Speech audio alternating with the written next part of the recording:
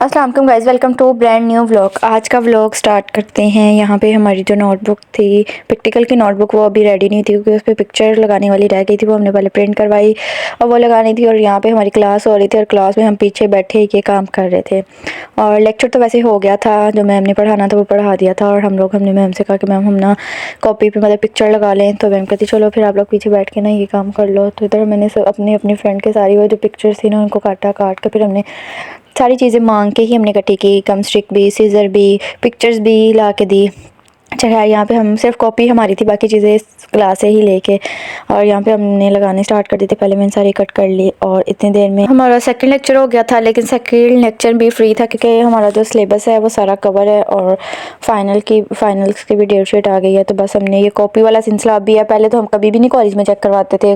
जिस दिन प्रैक्टिकल होता था ना, इवन वहाँ बैठ के हम लिख रहे होते थे और खुद ही वहाँ बैठ के अपनी सिग्नेचर कर रहे थे। इस दफ़ा प्रिंसिपल चेंज हो गई हैं तो उनका जी रूल है कि जो प्रैक्टिकल की नोटबुक है ना कॉलेज में ही चेक होनी चाहिए। अच्छा, थर्ड लेक्चर हो गया और यहाँ पे हो रही थी हमारी इंसल्ट और मैं बना रही थी व्लॉग। और हमें हंसी भी आ रही थी कि मैम कह रही थी आप लोग इधर क्यों बैठे हो, पीपीटी नहीं चलनी, आप लोग नीचे जाओ, क्लास अरेंज करवाओ और वहाँ जाके पीपीटीज ऑन करो।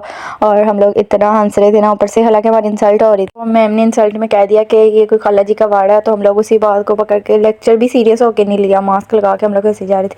अच्छा, घर आए यहाँ पे इतनी भूख लग जाती ना 3 बजे तक, मतलब लेक्चर तो नहीं होते लेकिन फिर भी बैठना तो पड़ता ही नहीं। 3 बजे घर पहुंचते हैं तो यहाँ पे आते ही मैंने तो सबसे पहले खाना लगा हुआ था, सब लोग बैठ के खाने लगे थे। उतनी देर में हम लोग भी पहुंच गए। यहाँ पे थी आपी ने कौरमा बनाया था। आज नई नई रेसिपी ट्राई करने को मिलती है। और साथ बनाई कौरमे के साथ बनाया रायता और साथ मंगवाए सॉफ्ट कुलचा नान।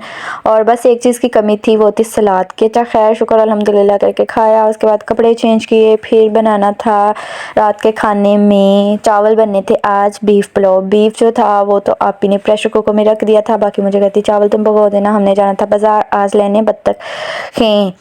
तो यहाँ पे जो था ना, मतलब गोश्त, वो कहती तकरीबन 35 से 40 मिनट लग जाएंगे, उसको वो हो जाएगा, पक जाएगा, फिर आके मैं चावल रख लूँगी। हमने आंटी को कह दिया था कि आप पानी अंदर से चावल से निकाल दीजिएगा 10 मिनट तक, क्योंकि वो फिर सारे टूट जाते हैं।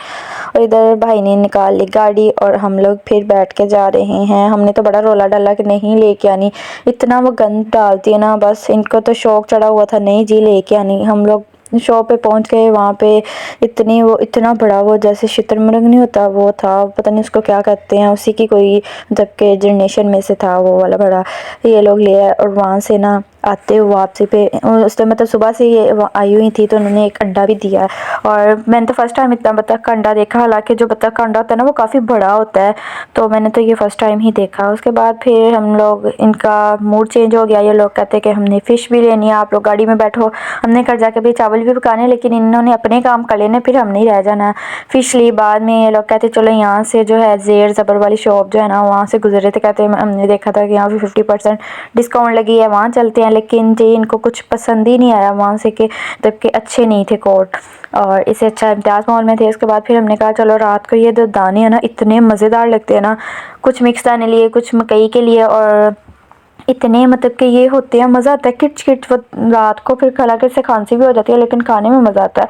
और हमने लिए साथ ये चने सॉफ्ट वाले, मुझे तो बड़े मज़ेदार लगते हैं। और फिर हम लोग, अब इनके सारे ही काम हो गया, लेकिन रह कौन गए, हम लोग रह गए ना।